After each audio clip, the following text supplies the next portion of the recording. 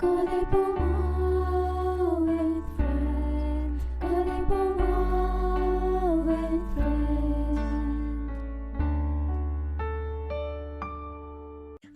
வணக்கம். நான் உங்க பாரதி. வெல்கம் டு கதைப்போமா வித் ஃப்ரெண்ட்ஸ் சீசன் 2. இன்றைக்கு நம்ம ஷோக்கு வந்திருக்கும் சிறப்பு விருந்தினர் திவ்யா வசந்த் ஒரு ஜெனடிக் சயின்டிஸ்ட். வாங்க அவரை வரவேற்போம். Hello Divya, welcome to our podcast. Hi Bharathi, உங்க பாட்காஸ்ட்ல எனக்கு பேச ஒரு ஆப்பர்ச்சுனிட்டி கொடுத்ததுக்காக ரொம்ப தேங்க்யூ. தேங்க்யூ திவ்யா. முதலாவதா கர்நாடகால உங்க சைல்ட்ஹுட் மெமரிஸ் பத்தி ஷேர் பண்ணுங்க. நான் பிறந்து வளர்ந்தது எல்லாமே கர்நாடகா, பத்ராவதி, ஷிமோகா டிஸ்ட்ரிக்ட். அது பெங்களூர்லேருந்து ஒரு 200 கிலோமீட்டர்ஸ் கிட்ட இருக்கு.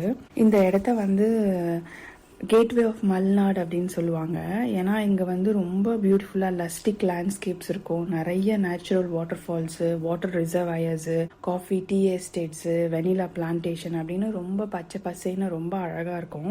அதே மாதிரி சுற்றி ஒரு 100 to 150 கிலோமீட்டர்ஸ்லேயே பார்த்தீங்கன்னா நிறைய வாட்டர் ஃபால்ஸ் இருக்கும். நிறைய பேருக்கு ஜோக் ஃபால்ஸ் தெரியும். அபே ஃபால்ஸ் இருக்கு, சிக்மங்களூர், கொடச்சாத்ரி, பேலூரு, ஹலேபீடு அப்படின்னு சொல்லிட்டு நிறைய, கிட்டத்தட்ட ஈஸியாக 1 வீக் to 12 days ஈஸியா ஸ்பெண்ட் பண்ற அளவுக்கு அட்ராக்ஷன்ஸ் நிறைய இருக்கு சுத்தி. வாவ், உங்க பதில இருந்து உங்க நேட்டிவோட அழகை எங்கனால உணர முடியுது. அடுத்து ஸ்கூல் டேஸ்ல கல்ச்சுரல் ஆக்டிவிட்டிஸ் மற்றும் ஸ்போர்ட்ஸ் ஈவெண்ட்ல நீங்க ஆக்டிவா இருந்ததா கேள்விப்பட்டேன். அந்த காலத்துல உங்களுக்கு மெமரபிளா இருந்த மொமெண்ட்ஸ் என்னென்ன? கல்ச்சரல் டே, ஸ்போர்ட்ஸ் டே மெமரிஸ் அப்படின்னு பார்த்தீங்கன்னா, எனக்கு ஞாபகம் இருந்து எல்கேஜிலேருந்து 12th படிக்கிற வரைக்கும் எல்லா டான்ஸ் ப்ரோக்ராம்லையும் பார்ட்டிசிபேட் பண்ணியிருப்பேன். அதே மாதிரி எல்லா ஸ்போர்ட்ஸ் ஆக்டிவிட்டீஸ்லையும் நான் பார்ட்டிசிபேட் பண்ணியிருப்பேன். நிறைய ரன்னிங் ஓடுவேன், கொக்கோ விளையாடுவேன், பேட்மிண்டன் விளையாடுவேன், வாலிபால் விளையாடுவேன். வாலிபால் எனக்கு ரொம்ப பிடிக்கும். ஸோ எல்லா ஸ்போர்ட்ஸ்லையும் இருப்பேன். அதே மாதிரி எவ்ரி இயர் டான்ஸ் கண்டிப்பாக நான் பார்ட்டிசிபேட் பண்ணியிருப்பேன். ஸோ அதுக்கப்புறம் என்ன பார்த்தீங்கன்னா, ஒரு ஹைஸ்கூலில் பரதநாட்டியம் கற்றுக்கிட்டேன். ஒரு 4 years கற்றுக்கிட்டேன். அதுக்கப்புறம் என்னால் கண்டினியூ பண்ண முடியல. ஸ்போர்ட்ஸ் டே, கல்ச்சரல் டேனா எனக்கு கண்டிப்பாக ஒரு விஷயம் சொல்லி ஆகணும். எங்கள் பிஇ சார் அவர் ராஜ்குமாரோட மிகப்பெரிய ஃபேனு. அவருனாலேயே எனக்கு ராஜ்குமார் பிடிக்க ஆரம்பிச்சது. இந்த கல்ச்சரல் ஈவெண்ட்ஸில் டிஸ்ட்ரிக்ட்ல இருக்கிற எல்லா ஸ்கூலுமே எங்களோட அந்த கல்ச்சரல் ட்ராமா பார்க்க எல்லாருமே வருவாங்க. ஸ்பெஷலி இண்டிபெண்டன்ஸ் டேக்கும் November 1 கன்னட ராஜோத்சவா, இந்த 2 நாள் எங்களோட கல்ச்சரல் ஈவெண்ட்ஸ் அவ்வளோ பிரம்மாண்டமா நடக்கும். எங்க சார் அப்படியே சினிமேட்டிக்கா, சினிமால எப்படி இருக்கோ அதே மாதிரி கொண்டு ரியலா நடத்துவாரு. அப்படியே குதிரை வண்டினா கேட்ல இருந்து குதிரை வண்டி, ரியலான குதிரை வண்டி வரும். மாட்டு வண்டினா மாட்டு வண்டி வரும். அப்படியே காப்லர்னா ரியல் காப்லர் கூட்டு எல்லா செட்டப்போட பண்ணுவாரு. ஸோ ரொம்ப ரியலிஸ்டிக்கா இருக்கும், சினிமால பாக்குற மாதிரி இருக்கும். ஃபுல் ஹை ஸ்கூலே நாங்க எல்லாருமே, ஒரு ஸ்டூடெண்ட் கூட மிஸ் ஆகாம எல்லாருமே அந்த டிராமால இன்வால்வ் ஆயிருப்போம். ரொம்ப என்ஜாய் பண்ணுவோம். That was really nice. உங்க அனுபவங்களை கேட்கும்போது உங்களுக்கு கிடைச்ச காலேஜ் லைஃப் கிஃப்டட்னு தான் சொல்லணும். இப்போ ஜெனட்டிக்ஸ் ஃபீல்டில் உங்க இன்ட்ரெஸ்ட் எப்படி ஆரம்பித்தது? ஒரு ஜெனட்டிக் சயின்டிஸ்டா தற்போது உங்க ஜாப் ரோல் என்னன்னு சொல்லுங்க. நான் மாஸ்டர்ஸ் இன் பயோமெடிக்கல் ஜெனட்டிக்ஸ் படித்தேன். ஸோ ஃபைனல் இயர்லேயே எனக்கு ஜாப் கிடைச்சிருச்சு. இன்ஃபர்டிலிட்டி ஜெனட்டிக்ஸ்லையும் எம்ப்ரியாலஜிலையும் நான் ஒர்க் பண்ணிட்டு இருந்தேன். அப்போ பார்த்தீங்கன்னா இன்ஃபர்டிலிட்டி ஜெனட்டிக்ஸில் என்னன்னு பார்த்தீங்கன்னா, நிறைய பேருக்கு எல்லாமே நார்மல் அப்படின்னு சொல்லுவாங்க. But still they are not able to conceive அப்படின்னும் போது நாங்கள் என்ன பண்ணுவோம், ஜெனட்டிக் லெவலில் என்ன ஏதாச்சும் ரீசன் இருக்கா அப்படின்னு கண்டுபிடிப்போம். ஸோ அதில் கொஞ்ச நாள் ஒர்க் பண்ணேன். எம்ப்ரியாலஜியில் பார்த்தீங்கன்னா அங்கேயும் ஸ்க்ரீனிங் நடக்கும். ஸோ எம்ப்ரியோ ஸ்க்ரீனிங் பண்ணுவோம். அந்த எம்ப்ரியோ ஊம்புக்குள்ளே இன்சர்ட் பண்ணுறதுக்கு முன்னாடியே அந்த எம்ப்ரியோ ஜெனட்டிக்ஸ் லெவலில் ஸ்க்ரீன் பண்ணணும். ஃபார் எக்ஸாம்பிள் ப்ரீவியஸ் ஹிஸ்ட்ரி, ஏதாவது ஜெனட்டிக் டிசீஸ், டவுன் சிண்ட்ரோமு, இல்லை வேறு ஏதாச்சும் ஜெனட்டிக் டிசீஸ் இருக்குது அப்படின்னா அந்த எம்ப்ரியோஸை ஸ்க்ரீன் பண்ணி எந்த எம்ப்ரியோ ஹெல்த்தியாக இருக்கோ அந்த எம்ப்ரியோ இம்ப்ளான்ட் பண்ணுவாங்க. ஸோ அதில் நான் ஒர்க் பண்ணிட்டு இருந்தேன். அதுக்கப்புறம் நான் யூகே மூவ் பண்ணிட்டேன். 12 years கேன்சர் ஜெனட்டிக்ஸில் ஒர்க் பண்ணிட்டு இருக்கேன். பிகினிங்கில் சாலிட் டியூமர்ஸ் சொல்லுவாங்க, இந்த லங் கேன்சர், பிரஸ்ட் கேன்சர், அதில் ஒர்க் பண்ணிட்டு இருந்தேன். பட் லாஸ்ட் ஒரு 6 years பிளட் கேன்சரும் போன் கேன்சரில் தான் ஒர்க் பண்ணிட்டு இருக்கேன். என்னோட ஜாப் ரோல் என்னன்னு பார்த்தீங்கன்னா, இந்த கேன்சர் பேஷண்ட்டோட ஜெனட்டிக்ஸ் ஸ்டடி பண்ணணும். பிளட் கேன்சர் அப்படின்னா அவங்களுக்கு வந்து குறிப்பிட்ட பிளட் கேன்சர் அந்த ஒரு டிசீஸை வச்சு சில ஜீன்ஸ் எல்லாம் இருக்கு. அந்த ஜீன்ஸ் எல்லாம் நாங்க வந்து ஸ்டடி பண்ணுவோம். என்ன ஸ்டடி பண்ணுவோம்னா 46 குரோமோசோம் அனாலிசிஸ் ஸ்டடி பண்ணுவோம். சம்டைம்ஸ் பாத்தீங்கன்னா இந்த கேன்சர் பேஷண்ட்க்கு வந்து இந்த ஜீன்ஸ் எல்லாம் இதர் ரொம்ப ஓவர் ஸ்டிமுலேட் ஆயிட்டு இருக்கும், இல்ல அண்டர் ஸ்டிமுலேஷனா இருக்கும், இல்லாட்டி வந்து அப்நார்மலான ஒரு கேரக்டரிஸ்டிக்ஸா இருக்கலாம், டிலிஷனா இருக்கலாம். ஸோ இந்த மாதிரி வந்து அப்நார்மலான ஒரு அதோட ஜீன் பேட்டர்ன்ஸை நாங்கள் பார்ப்போம். ஸோ அதை வந்து நாங்கள் என்ன பண்ணுவோம், ரிப்போர்ட் பண்ணி இன்டர்பிரிட்டேஷனோட டாக்டர்ஸ்க்கு வந்து நாங்கள் வந்து இதை ரிப்போர்ட்ஸ் வந்து கொடுப்போம்.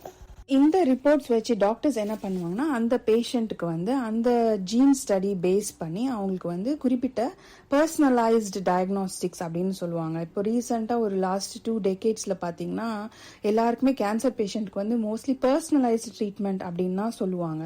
ஏன்னா முன்னாடியெல்லாம் பார்த்தீங்கன்னா எல்லாருக்குமே ஜென்ரலாக கீமோதெரப்பி, ரேடியேஷன் தெரப்பி, இல்லை அந்த ஆர்கன் கேன்சர்னா அந்த ஆர்கன் ரிமூவ் பண்ணுறது அப்படிலாம் இருக்கும். இப்போ ஆர்கன்ஸ்லாம் ரிமூவ் பண்ணிட்டு என்ன பண்ணுறாங்கன்னா மோர் ஸ்பெஷலைஸ்டு டார்கெட்டட் ட்ரீட்மெண்ட் அப்படின்னு சொல்லுவாங்க. மோர் டார்கெட்டட் ஆன ட்ரீட்மெண்ட்ஸ் வந்து கொடுக்க ஆரம்பிச்சிட்டாங்க. ஸோ அதனால என்ன பார்த்தீங்கன்னா அவுட்கம் என்னன்னா ரொம்ப வந்து சர்வைவல் ரொம்ப அதிகமாக இருக்கு, ரொம்ப சைடு எஃபெக்ட்ஸ் இருக்காது பேஷண்ட்டுக்கு. அதே மாதிரி அவங்களோட லைஃப் வந்து இன்னும் குவாலிட்டியான லைஃப், பெட்டர் சர்வைவல் ரேட், இந்த மாதிரிலாம் நிறைய வந்து பாசிட்டிவான அவுட்கம்ஸ் வந்துட்டு இருக்கு இந்த பர்சனலைஸ்டு மெடிசன்.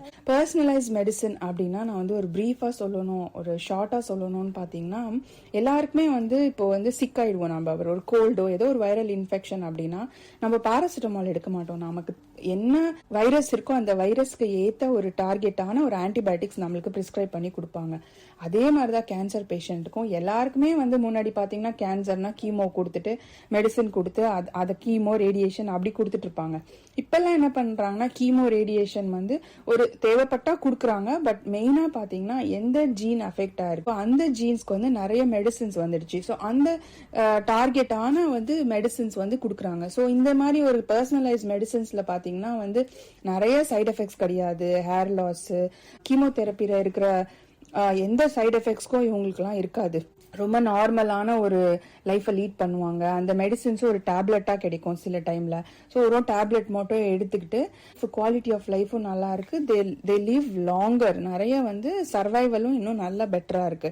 சம்டைம்ஸ் இந்த first line treatment, second line treatment, third line treatment கூட கொடுப்பாங்க. ஸோ ஒரு ஃபியூ இயர்ஸ்க்கு ஃபர்ஸ்ட் லைன் ட்ரீட்மெண்ட் கொடுப்பாங்க. அது வந்து சில டைம் பாத்தீங்கன்னா மறுபடியும் வந்து ஸ்கிரீன் பண்ணிட்டே இருப்பாங்க எவ்ரி 3 months 6 monthsக்கு. அப்ப பாத்தீங்கன்னா திருப்பி கேன்சர் வர மாதிரி ஒரு சிம்டம்ஸ் இருக்கு, கேன்சர் வர மாதிரி அவங்க ஒரு டயக்னாஸ்டிக் கண்டுபிடிச்சாங்கன்னா அகெயின் செகண்ட் லைன் ட்ரீட்மெண்ட் கொடுப்பாங்க. கொஞ்சம் வந்து ஸ்ட்ராங்கரா இருக்கும். அது வந்து அகெயின் இன்னும் ஒரு ஃபியூ இயர்ஸ்க்கு அந்த பாடி வந்து ரெசிஸ்ட் பண்ணும். ஸோ இந்த மாதிரி வந்து பர்சனலைஸ் ட்ரீட்மெண்ட் நிறைய வந்ததுனால நிறைய கேன்சர் வந்து கியூர் பண்றாங்க. நிறைய கேன்சர் பேஷண்ட் வந்து ரொம்ப லாங்கரா சர்வை பண்றாங்க முன்னாடி விட. கேன்சர் ட்ரீட்மெண்ட் பற்றி தெளிவாக எக்ஸ்பிளைன் பண்ணீங்க. பர்சனலைஸ் ட்ரீட்மெண்ட் பற்றிய புதிய தகவல்கள் அதில் மெயின் ஹைலைட். இதனோட தொடர்ச்சியாக உங்கள் கெரியரில் நீங்கள் சந்தித்த ஒரு சேலஞ்சிங் கேஸ் பற்றி ஷேர் பண்ணுங்கள். நிறைய சேலஞ்சிங்கான கேசஸ் வரும் பாரதி. அதுவும் இப்பெல்லாம் பாத்தீங்கன்னா கம்ப்ளீட்லி ஜெனட்டிக் ரிப்போர்ட் வச்சுதான் பேஷண்டோட ட்ரீட்மெண்ட்டே டிசைன் பண்றாங்க. ஸோ அதனால நிறைய கேசஸ் வரும். அதுலயுமே எங்களுக்கு வந்து இந்த குறிப்பிட்ட லுக்கீமியா, ப்ரோ மைலோசிட்டிக் லுக்கீமியான்னு சொல்லிட்டு இந்த பேஷண்ட் வந்து எங்களுக்கு வந்து மெடிக்கலி எமர்ஜென்சி, ரொம்ப ரொம்ப டாப் எமர்ஜென்சி. எந்த வேலை பார்த்துட்டு இருந்தாலும் எல்லாமே நிறுத்திட்டு இந்த பேஷண்டோட கேஸ் தான் நாங்கள் டீல் பண்ணுவோம். ஏன்னா அந்த பேஷண்டோட மெயின் சிம்டம்ஸே வந்து அன்யூஷுவல் சடன் ப்ளீடிங், அதான் அவங்களோட மெயின் சிம்டம். அது எங்க வேணா நடக்கலாம், அவங்க பாடியில, பிரெயின்ல, கம்ஸ்ல, இல்ல ஏதாவது இன்டர்னலி ஆர்கன்ஸ்ல கூட எங்கேயாச்சும் ப்ளீட் ஆயிட்டு இருக்கும். ஸோ அதனால இது வந்து ரொம்ப ஃபேட்டலான ஒரு டிசீஸ்ன்றதுனால இதை வந்து டாப் ப்ரையாரிட்டி எமர்ஜென்சியா நாங்க ட்ரீட் பண்ணுவோம். என்ன பாத்தீங்கன்னா இந்த பேஷண்ட் வந்து டார்கெட்டட் தெரப்பி இருக்கு எங்க ஜெனட்டிக்ஸ்ல. ஸோ அதனால இவங்களுக்கு வந்து எப்படின்னா குரோமோசோம் 15 17 நாங்க வந்து ஸ்டடி பண்ணுவோம். அதுல ஒரு குறிப்பிட்டான ஒரு ஜீன் இருக்கு. அந்த ஜீன் வந்து பாசிட்டிவா இருக்கு அப்படின்னு உங்களுக்கு ரிப்போர்ட் வந்துச்சுன்னா அவங்களுக்கு வந்து ஏற்கனவே சொன்ன மாதிரி பர்சனலைஸ்ட் ட்ரீட்மெண்ட் வந்து அவங்க இம்மீடியட்டா ஸ்டார்ட் பண்ணிடுவாங்க. ஸோ அதனால என்னன்னு பாத்தீங்கன்னா அவங்களோட லைஃப் வந்து பேக் டு நார்மல் ஆயிடும். அவங்களுக்கு வந்து they can live more than 90% of their life வந்து நார்மல் ஆயிடும். நார்மலா அவங்க லீவ் பண்ண ஆரம்பிச்சிடுவாங்க இந்த ட்ரீட்மெண்ட் எடுத்துக்கிட்டு. இதே அவங்களுக்கு இந்த வந்து நெகட்டிவா வந்துச்சுன்னா அவங்களோட லைஃப் வந்து ஃபேட்டல் தான். அவங்க வந்து ஒரு நாள் இருக்கலாம், 2 நாள் இருக்கலாம், 3 months 6 months. It's unpredictable. Genetic ஸ்டடீஸோட அட்வான்ஸ்மெண்ட்னால மிகவும் ஆபத்தான கேன்சர் பேஷண்ட்டுக்கும் சர்வைவலுக்கு ஒரு சான்ஸ் கிடைக்குது அப்படிங்கிறது ரொம்ப நல்ல விஷயம். உண்மையிலேயே இது மெடிக்கல் சயின்ஸோட மிகப்பெரிய சாதனைன்னு தான் சொல்லணும். இறுதியா ஒரு ஜெனெட்டிக் சயின்டிஸ்டா உங்க ஜாப்ல உங்களுக்கு கிடைக்கும் சாட்டிஸ்ஃபேக்ஷன் பற்றி சொல்லுங்க. ரீசெண்டாக வந்து ஒரு ப்ரெக்னென்ட் லேடிக்கு வந்து இந்த லுக்கீமியா டயக்னோஸ் பண்ணியிருந்தாங்க. அந்த பேஷண்ட்டோட சாம்பிள் வந்தது. சாம்பிள் வரும்போதே சொன்னாங்க பேஷண்ட் வந்து ரொம்ப டிஸ்ட்ரெஸ்ஸாக இருக்காங்க, ரொம்ப அழுதுட்டு இருக்காங்கன்னு. நான் அந்த கேஸ் அனலைஸ் பண்ணும் போதே ப்ரே பண்ணிட்டே ரொம்ப யோசிச்சுட்டே தான் பண்ணேன். பாவம் எவ்வளோ ஃபேமிலி மெம்பர்ஸும் இவங்களை எவ்வளோ வந்து கஷ்டப்படுவாங்க அப்படின்னு சொல்லிட்டு. லக்கிலி அந்த பேஷண்ட்க்கு வந்து அந்த ஜீன் பாசிட்டிவாக இருந்தது. கன்சல்டன்ட் வந்து என்ன சொன்னாங்கன்னா அந்த மேபி அந்த ப்ரெக்னன்சி கூட கண்டினியூ பண்ணுறதுக்கான பிளானிங் பண்ணிட்டு இருக்காங்க அப்படின்னு சொல்லும் போது ரொம்ப ஒரு ஜாப் சாட்டிஸ்ஃபேக்ஷன் சொல்லுவாங்கல்ல, அது அந்த மாதிரி ஃபீல் பண்ணேன். அதை பற்றி வந்து யோசிக்கும் போது பரவாயில்ல, நம்ம ஏதோ ஒரு நல்லது பண்ணியிருக்கோம், ஏதோ ஒரு பேஷண்ட் வந்து ப்ரெக்னன்சி கண்டினியூ பண்ணுற மாதிரி ஒரு சான்ஸ் இருக்குது அப்படின்னு நினைக்கும் போது ஹாப்பியாக நம்ம ஃபீல் பண்ணுவோம். அதுதான் அந்த ஜாப் சாட்டிஸ்ஃபேக்ஷன் வந்து நிறைய டைம் நான் ஃபீல் பண்ணியிருக்கேன். இப்போல்லாம் ஸ்பெஷலி கேன்சர் ஃபீல்டில் பார்த்தீங்கன்னா நிறைய ரிசர்ச் அண்ட் டெவலப்மெண்ட் போயிடுச்சு. ஜினோமிக்ஸ் வச்சு நிறைய ட்ரீட்மெண்ட்ஸ் கண்டுபிடிச்சிட்டாங்க. நல்ல ஜினோமிக்ஸ் லெவல்லே ட்ரீட்மெண்ட் கொடுக்கறதுனால ரொம்ப நல்ல சக்ஸஸ் ரேட் இருக்குது. பேஷண்ட் வந்து நல்லா க்யூர் ஆகிடுறாங்க. ஸோ அப்படி யோசிக்கும் போது ரொம்ப அங்கே ட்ரீட்மெண்ட்டே இல்லைன்னு சொல்லும் போது இப்போ ட்ரீட்மெண்ட் இருக்குது, க்யூர் ஆகுதுன்னு சொல்கிறதுக்கு ரொம்ப ஹாப்பியாக இருக்குது ஆக்சுவலாக. நிச்சயமா மெடிக்கல் ப்ரொஃபஷன்ங்கிறது ஒரு நோபல் ஃபீல்டுன்னு உங்க பதில் மூலமா மீண்டும் ஒரு முறை அழுத்தமா பதிவு செஞ்சிருக்கீங்க. அத்தோட நீங்க எங்களுடன் பகிர்ந்து கொண்ட கருத்துக்கள் மிகவும் பயனுள்ளதாக இருந்தது. இன்றைக்கு உங்க நேரத்தை ஒதுக்கி இந்த பாட்காஸ்ட்ல கலந்துகிட்டதற்கு மிக்க நன்றி Divya. Thank you so much. Thank you Bharathi. Once again thank you so much for this opportunity. எனக்கு வந்து என்னோட பிடிச்ச ப்ரொஃபஷனல் பற்றி கொஞ்சம் பேசுறதுக்கு எனக்கு ஆப்பர்ச்சுனிட்டி கொடுத்தீங்க. அதுக்காக ரொம்ப நன்றி. தேங்க்யூ. தேங்க்யூ.